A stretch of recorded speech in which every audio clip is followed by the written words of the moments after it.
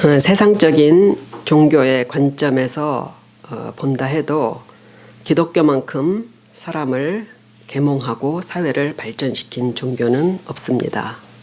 그러나 하나님을 믿는 우리의 신앙은 본래 내세를 위한 것입니다. 현재의 삶을 더 아끼고 가치 있게 살고자 하는 것도 내세를 위한 것입니다. 이런 근본을 자꾸 확인하지 않으면 우리 믿음은 단지 현세를 잘 살기 위한 세속 종교로 타락할 수밖에 없습니다. 현세는 밤의 한 경점에 지나지 않고 내세는 영원합니다. 그렇기 때문에 우리가 평생 관심을 갖고 배우고 즐거워해야 할 것은 하나님에 대한 지식, 예수 그리스도의 십자가의 복음에 대한 지식입니다. 그 안에 구원의 비밀과 우리가 장차 얻을 영화로움이 담겨 있기 때문이에요. 오늘 본문은 제자 빌립의 불완전한 믿음을 보여줍니다. 빌립의 이 의혹에 대해 예수님은 참 믿음을 위해 가장 중요한 하나님에 대한 지식을 가르쳐 주십니다. 과거 역사 속에 오셨던 예수님과 지금 하나님 보좌에 계신 예수님을 동시에 알아야 내세에 대한 견고한 믿음이 되는 것입니다. 제자들은 눈에 보이는 예수님만 알 때 믿음에 실패했지만 부활하고 영광을 받으신 주님을 알고 나서 하나님의 나라도 바로 알게 됩니다. 하나님에 대한 지식을 직접적으로 나누는 것에는 너무 미흡하고 부족함을 느낍니다. 그러나 성령께서 도와주셔서 이 모든 것을 잘 이해하게 하시고 우리 오늘 영원한 내세에 대한 믿음을 더욱더 견고히 갖게 하여 주시려고 믿습니다. 빌립은 예수님께 무엇을 요청하죠? 하나님을 아버지를 보여달라고 오늘 요청합니다. 지금 제자들은 3년 동안 따랐던 예수님이 그 십자가를 지게 되실 거라는 말씀에 큰 충격에 빠져 있습니다. 제자들은 하나님의 나라를 팔레스타인 땅에 건국될 새롭고 강력한 이스라엘 국가로 생각해 왔기 때문이에요. 예수님이 그들의 생각과 다른 계획을 말씀하셨을 때 충격에 빠진 것입니다. 지금 주님이 십자가를 지시는 것은 인류를 영벌에서 구원해 복된 영생으로 인도하기 위한 계획대로 진행되고 있는 것이에요. 그동안 예수님의 말씀을 우리가 되짚어보면 주님이 세우실 나라에 대해 제자들 생각대로 말씀하신 적이 한 번도 없으십니다. 제자들은 자기가 원하는 대로 믿으며 주님을 따랐던 것이에요. 사람은 자기가 원하는 대로 믿고 싶어 합니다. 도대체 하나님의 뜻을 모르겠다는 말은 왜 내가 원하는 대로 안 되냐는 말이에요. 예수님은 하나님의 뜻을 애매하게 전하신 적이 한 번도 없으십니다. 제자들은 예수님과 함께 지내면서도 각자의 렌즈로 주님을 보고 있었던 것이에요. 그리고 모든 상황도 제자들 생각대로 돌아가는 것 같았습니다. 주님을 추종하는 수많은 무리들은 열렬히 예수님을 왕으로 추대하기를 원했어요. 그동안 보여주신 이적을 생각할 때 로마 제국을 대항해서 독립한다는 것이 전혀 불가능한 일이 아니었습니다. 그런데 벌써 몇 번째 십자가에서 죽으실 것을 언급하시는 예수님이 당혹스러운 것입니다. 첫 번째 예수님께서 십자가에서 죽으실 것을 말씀하셨을 때 베드로가 어떻게 했는지 기억나시죠? 원어의 분위기를 살려보면요, 이런 거예요. 그런 나약한 소리 하지 마시라고 예수님의 멱살을 잡을 태세였다는 그런 내용입니다. 그게. 그런데 이게 마지막 만찬이라고 말씀하시고 너희 중에 한 사람이 나를 팔 것이라고 말씀이 나오자 우려했던 것이 현실로 다가온 것을 제자들이 이제 드디어 알게 된 것이에요. 신자들이 처음 어려움을 당하면 하나님께 도움을 구하며 의지합니다. 그러나 상황이 원하는 대로 되지 않을 때 점점 믿음에 대한 회의감이 듭니다. 제자들이 그런 거예요. 그렇다면 우리가 따르던 이분은 메시아가 아니었던가? 우리가 다른 메시아를 기다려야 하는 것인가? 세례 요한도 그렇게 물었잖아요. 우리가 다른 이를 기다리오리까? 이런 불신감은 언제든 신자들 안에 도사리고 있습니다. 그러니까 눈에 보이는 것만 우리는 믿어져요. 본래. 또 평생 땅에 기대어 살아가는 육체를 소유한 인간의 한계입니다. 결국 자기 뜻대로 해주시지 않는 예수님께 실망한 가룟 유다는 예수님을 제보해서 돈을 챙기고 자기 갈 길로 가고 맙니다. 예수님을 믿다가 돌아선 사람들이 얼마나 많습니까? 우리 교회만 해도 지난 10년 동안 많은 사람이 와서 잠시 믿어보다가 돌아섰습니다. 코앞에서 코앞까지 왔던 메시아의 나라가 무너져 내리는 충격을 느낀 빌립은 결국 속에 눌러놨던 참았던 말이 터져 나온 거예요. 주여, 아버지를 우리에게 보여주옵소서. 그리하면 족하겠나이다. 이 말은 하나님의 존재를 믿지 못하겠다는 말은 아니에요. 이스라엘은 역사 가운데 하나님이 계셨기 때문에 하나님의 존재를 부인하지 못합니다. 다른 이방 나라들하고는 달라요. 빌립의 말은 하나님과 예수님의 관계에 대한 강한 의혹을 제기한 것입니다. 14장을 읽어보면 빌립뿐만 아니라 도마도 마찬가지로 의심이 가득 찬 질문을 예수님께 던집니다. 실망감과 그리고 미래에 대한 두려움 앞에서 믿음이 무너지는 제자들을 바라보는 주님의 아픔이 어떠셨겠어요. 오늘 하나님을 예배하는 많은 교회 안에도 이런 의혹을 담고 있는 사람들이 많이 있을 거예요. 내가 믿는 이 모든 것이 사실일까? 예수님을 믿는다고 정말 천국으로 갈 수 있는 것일까? 현세적인 믿음은 오히려 현실을 이겨내지 못합니다. 내세에 대한 확실한 믿음이 더 현실을 잘 이깁니다. 예수님의 십자가 앞에서 도망쳐버린 제자들은 결코 의지가 박약했던 사람들이 아니에요. 단지 그들은 예수님이 주실 내세에 대한 믿음이 없었던 것입니다. 인생의 위기를 만날 때 사람은 결국 더 확실한 것을 의지할 수밖에 없습니다. 그렇기 때문에 우리의 내세의 근거가 될 복된 성경의 진리들을 이해하고 믿게 되는 것이 얼마나 중요한지 몰라요. 오늘 그것을 잘 이해하고 믿게 되기를 간절히 축복드립니다.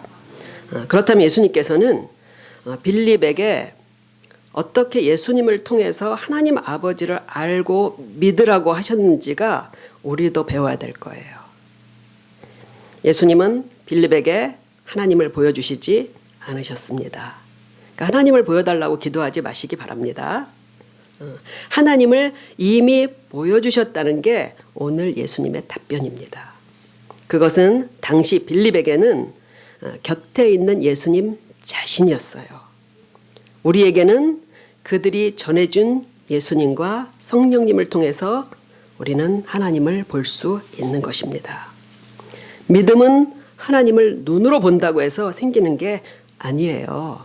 만일 그랬다면 시내산에서 하나님의 장엄한 현현을 눈으로 본 이스라엘은 다 하나님을 믿었어야죠. 근데 그렇지 않았잖아요. 믿음의 확신은 무언가를 보고 기적을 체험한다고 생기지 않습니다. 믿음과 신뢰는 상대의 인격에 대한 정밀한 판단 아래서 생기는 것입니다. 그러니까 제자들은 그동안 따랐던 예수님이 얼마나 믿을만 했던 분이신지를 기억해야 했던 것이에요. 그랬다면 예수님이 그동안 말씀하셨던 것도 믿어야 했다는 것입니다. 빌립아, 내가 이렇게 오래 너희와 함께 있으되 네가 나를 알지 못하느냐? 내가 아버지 안에 거하고 아버지께서 내 안에 계신 것을 내가 믿지 아니하느냐? 예수님은 아버지와 내가 하나라고 계속 말씀해 오셨어요. 여기서 예수님은 우리가 알 수 있는 신비로운 하나님 지식 중에서 성부와 성자 하나님은 한 분이시라는 진리를 우리에게 계시해 주시는 것입니다. 그때까지 제자들은 예수님이 하나님의 택하신 특별한 분이라고는 알고 있었지만 주님이 하나님과 같은 분이라는 것은 결코 생각하지 못했어요. 오늘 주님께서 말씀하신 것은 삼위일체 하나님에 대한 근거가 되는 말씀입니다. 하나님이 성부와 성자와 성령의 삼위격으로 존재하는 한 분의 신이라는 것은 사람의 머리로 이해되는 내용이 아니에요. 분명히 제자들 생각에 하나님 아버지는 어디 계십니까? 하늘에 계시고 예수님 지금 어디 계십니까? 지금 땅에 계시잖아요. 그죠? 그런데 둘이 하나라는 게 이해할 수가 없는 것입니다. 지금 신자들도 마찬가지일 거예요. 예수님과 하나님은 분명히 다른 인격체신데 왜 하나님은 한 분이라고 계속하는지 이해가 잘 안 됩니다. 우리 상식으로는 차라리 세 분의 하나님이라고 하는 게 더 이해하기가 쉬워요. 하나님이 알려주신 이런 계시는 이해할 수 있는 게 아니라 믿어야 하는 것입니다. 세상 일은 우리가 판단하고 이해할 수 있지만 피조물의 한계를 넘어선 초자연적인 지식을 우리 경험에 비추어 이해하려는 것은 어리석은 거예요. 예수님의 말씀을 통해 우리에게 계시해 주시는 것은 하나님과 예수님은 전혀 분리된 분이 아니라 하나로 존재하신다는 거예요. 성부와 성자와 성령 하나님은 각각의 인격이 있으시지만 본질적으로 한 분이시고 생각과 특성도 완벽하게 똑같으시다는 것입니다. 성도님들은 그동안 우리 성경을 통해서 예수님에 대해서 배워왔잖아요. 그죠? 그러니까 어떤 예수님에 대해서 알고 계시게 됐어요? 예수님은 어떤 분이십니까? 예를 들어서 우리가 최근에 나눈 말씀 중에서 바리새인 시몬을 대하는 예수님에 대해서 우리가 살펴보았잖아요. 그죠? 시몬아, 내가 네게 이를 말이 있다. 시몬을 깨우쳐 주시려는 예수님의 이 말투에서 우리 안에 울림이 있었잖아요. 믿음에 미온적이고 그리고 적대적이기까지 한 죄인들에 대해서 오래 참으시고 진리로 인도하시려는 주님의 마음을 우리가 성경을 통해서 알 수 있었어요. 그렇다면 성부 하나님께서도 똑같이 죄인들에 대해 오래 참으시고 그리고 구원의 길로 인도하려 하신다는 것을 우리가 알게 되는 거예요. 남의 눈에 티를 보지 말고 네 눈에 들보를 빼라고 그러셨잖아요. 하나님 아버지의 생각도 똑같으셔요. 성부 하나님과 성자 하나님, 성령 하나님은 각각의 인격이 있으시지만 성품과 능력과 본질이 정확히 동일하다는 것이 우리에게 주신 하나님에 대한 지식입니다. 우리는 하나님의 속성 중에서 하나님은 완전하시다. 그것을 다 알고 계실 거예요. 하나님은 완전하시다. 삼위 하나님이 각각 티끌만한 부족이나 불완전함이 없으시다면 당연히 똑같이 일치되실 수밖에 없는 거예요. 서로 다른 세 개의 완전함이란 존재할 수가 없는 거예요. 각각 완전하신 것이 하나의 완전함이 되는 것입니다. 10절도 보면 그런 맥락으로 이어지는 말씀이에요. 내가 너희에게 이르는 말은 스스로 하는 것이 아니라 아버지께서 내 안에 계셔서 그의 일을 하시는 것이라. 이것은 예수님이 하나님께 종속적으로 이 구원 사역을 하고 계시다는 뜻이 아닙니다. 예수님과 하나님의 뜻이 정확히 일치된다는 뜻이에요. 결혼한 사람들이 살다 보니 제일 어려운 게 뭐예요? 결혼하신 분들 성격 차이라고 그러죠? 성격 차이. 저런 분하고 사니 얼마나 좋으시냐고 하지만 살아보시라고 하세요. 그러니까 나와 똑같은 사람이라면 성격이 같다면 툭하면 서로를 알고 잘 통하고 너무 좋을 것 같지만 과연 그럴까요? 나와 똑같은 사람과 살다 보면 극혐하게 될지 모릅니다. 지금 배우자가 낫습니다. 그 성격이 나일 때는 몰랐지만 상대가 내 성격일 때는 견디기 힘들 게 분명해요. 그러나 하나님은 흠이 없이 완전하시기 때문에 삼위일체라는 존재 방식이 가장 완전한 거예요. 이렇게 이해하기 어려운 삼위일체에 대한 하나님, 예수님과 하나님은 아버지는 같다. 이런 지식을 우리가 모르는 것을 주님은 원치 않으셨어요. 그래서 오늘 말씀 보면요, 계속해서 삼위일체에 대한 하나님 말씀 우리에게 가르치시려고 해요. 신령한 지식, 하나님을 아는 심오한 지식을 멀리하면 주님을 땅의 일로만 이해했던 제자같이 됩니다. 그러니까 이런 부족한 정도의 설명이라도 우리가 힘써서 하나님에 대한 지식을 알아가야 해요. 하나님에 대한 지식은 내세에 대한 믿음을 더 풍성하고 견고하게 해주는 것입니다. 그렇다면 예수님은 나를 통해서 아버지를 너희가 보지 않았냐고 했죠. 그죠? 자신을 통해서 어떤 하나님을 보여주셨을까요? 우리도 하나님 못 봤잖아요. 그죠? 제자들도 예수님이 이렇게 말씀하실 때 의심의 눈초리로 바라보았던 것 같아요. 그러자 예수님께서 이렇게 또 이어가십니다. 11절에 보면 내가 아버지 안에 거하고 아버지께서 내 안에 계심을 믿으라. 그렇지 못하겠거든 행하는 그 일로 말미암아 나를 믿으라. 그게 잘 믿어지지 않으면 방법이 있다는 거죠. 어떤 방법이에요? 내가 행하는 그 일로 말미암아 나를 믿으라. 예수님이 행하신 일을 가만히 생각해 보면 성부 하나님과 예수님이 동일하신 분이심을 알 수 있을 거라는 그런 말씀이에요. 그러면 예수님이 행하신 어떤 일을 보라는 걸까요? 이것은 예수님이 베푸셨던 수많은 이적을 얘기하시는 게 아닙니다. 예수님이 죽은 자를 살리셨고 오병이어 기적을 일으키셨죠? 구약 성경 보면 엘리야도 죽은 사람을 살립니다. 엘리사는 오병이어와 비슷한 기적을 행해요. 예수님이 무리를 걸으셨죠.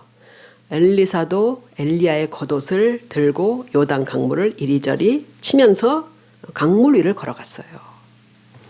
병자를 고친 것도 이미 선지자들을 통해 똑같이 일어났습니다. 그런 것은 예수님이 하나님과 같은 분이시라는 증거가 되지 못해요. 예수님을 3년 동안 따라다녔던 제자들은 예수님을 보면서 무엇을 느꼈을까요?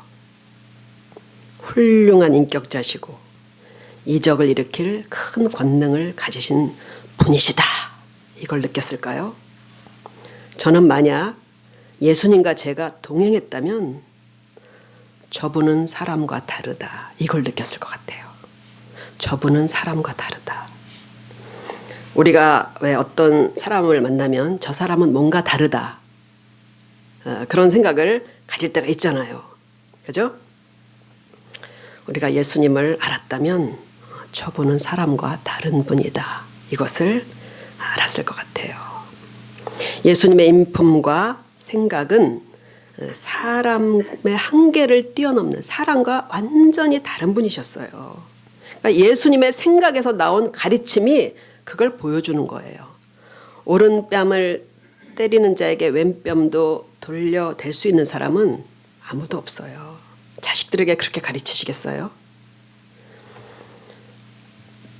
자신의 것을 남기지 않고 가난한 사람에게 헌신할 사람은 아무도 없습니다. 아무리 이타적인 사람도 나보다 남을 더 생각할 수는 없습니다. 주님은 하나도 남기지 않으셨어요. 이적과 은혜의 말씀을 가르치실 때 사람들은 예수님을 칭송했습니다. 그러나 주님처럼 그 모든 영광을 아버지께 돌린 사람은 없습니다. 사람이라면 아버지의 영광이라도 가로채서 아마 내게 돌리려고 했을 거예요. 주님 같은 사람은 없습니다. 예수님께서 그 말씀을 하시는 거예요. 내가 너희와 다른 것을 보지 못하느냐. 이것이 바로 하나님의 모습이다. 우리가 믿는 예수님은 단지 다른 사람들보다 조금 더 인자하고 자비롭고 사랑을 베푸실 수 있는 그런 차원이 아니신 거예요. 그 중에서 주님께서 보여주신 가장 선명한 하나님의 특성은 사랑이에요. 사랑. 예수님의 능력은 하나님이시니까 당연한 거잖아요. 그죠? 하나님의 전능하심은 신이시기 때문에 당연한 거예요. 그러나 예수님을 통해서 우리에게 보여주신 가장 선명한 하나님에 대한 특성은 하나님은 사랑이시라는 거예요.